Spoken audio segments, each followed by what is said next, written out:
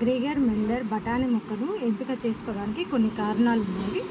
ఆ కారణాలు ఏంటిదంటే 5 కారణాలు. ఎందుకంటే ఇది ప్రయోగశాలలో పరీక్షించడానికి అనుకూలంగా ఉంటుందని నిర్ధారణకు వచ్చాడు. ఇంకోటి ఏంటి, ప్రయోగశాలలో ఇది ఉండడం వల్ల ప్రయోగాలు అత్యంత అనుకూలంగా తొందరగా రిజల్ట్ వస్తుందని ఊహించాడు. అయితే దీంట్లో ఉన్న లక్షణాలు ఏంటి అంటే, ఒకటి స్పష్టమైన లక్షణాలు కలిగి ఉండడం.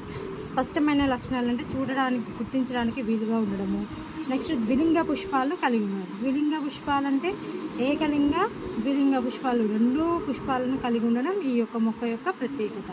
ఇంకోటి ఆత్మపరాగ సంపర్కం జరపడం.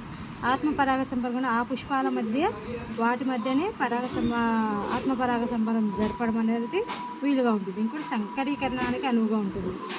నెక్స్ట్ ఇది ఏకవార్షిక మొక్క కనుక గ్రెగర్ మెండర్ తన యొక్క బఠానీ మొక్కను తన యొక్క ప్రయోగాల్లో